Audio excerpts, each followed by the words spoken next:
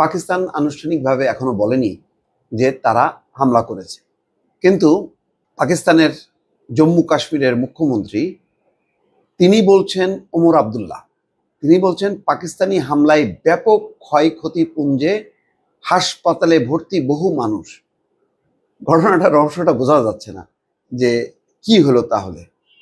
বৃহস্পতিবার রাতেও জম্মু কাশ্মীর, পাঞ্জাব এবং রাজস্থানে ক্ষেপণাস্ত্র হামলা চালায় পাকিস্তান, আর ভারত বলতেছে সব ক্ষেপণাস্ত্র নাকি তারা ঠেকায় দিছে। তো ঠেকায় দিলে তাহলে জম্মু কাশ্মীরের মুখ্যমন্ত্রী কি মিথ্যা কথা বলতেছে? ভারতীয় গণমাধ্যমকে কোট করে আমি আপনাদেরকে বলছি, ক্ষতিগ্রস্ত এলাকা পরিদর্শন করে একথা জানালেন মুখ্যমন্ত্রী ওমর আবদুল্লাহ। তিনি ক্ষতিগ্রস্ত এলাকা পরিদর্শন করেই বলতেছে যে ব্যাপক ক্ষয়ক্ষতি হয়েছে, আর ব্যাপক ক্ষয়ক্ষতি হয়েছে এটা স্বীকার করতে পারে ভারত যেন লজ্জায় মরে যাচ্ছে।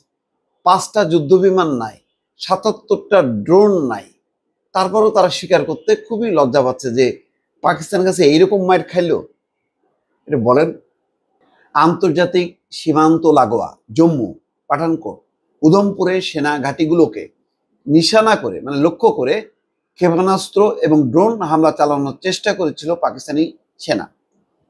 ভারতীয় সেনা তার মোকাবেলা করেছে। তা সত্ত্বেও পাকিস্তান আগ্রাসনের জেরে ক্ষয়ক্ষতি হয়েছে বলে জানিয়েছেন ওমর। আচ্ছা, হইলো এটা? বলতেছে যে ক্ষেপণাস্ত্র হামলা চালাইছে 3টা জেলা, জম্মু, পাঠানকোট, উধমপুর, সেখানকার সেনা ঘাঁটিগুলোকে লক্ষ্য করে। তো তারপরে বলতেছে সেগুলি নাকি ভারতীয় সেনা মোকাবেলা করছে। তাহলে ক্ষয়ক্ষতি হলো কোথায়?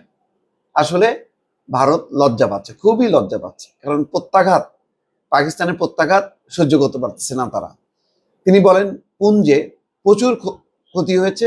জম্মু হাসপাতালে গিয়েছিলাম, সেখানে যে আহতদের ভর্তি করানো হয়েছে তারা সকলেই পুঞ্জের বাসিন্দা। পুঞ্জের অবস্থা ভালো নয়।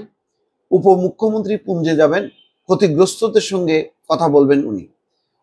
ভারত পাকিস্তানের মধ্যে সাম্প্রতিক সংঘাত আটকানোর আর্জি জানিয়েছেন পিডিপি নেত্রী মেহবুবা মুফতি। তিনি বলেন, 2টো বাচ্চা মাঠে খেলছিল, কয়েক মুহূর্ত পর দুজনেরই রক্তাক্ত দেহ ওই মাঠে পড়ে থাকতে দেখেছি। ওই বাচ্চাদের কি দোষ? ওরাই কেন গুলির মাঝখানে পড়ে সব সময়? আর কতদিন ধরে চলবে এটা?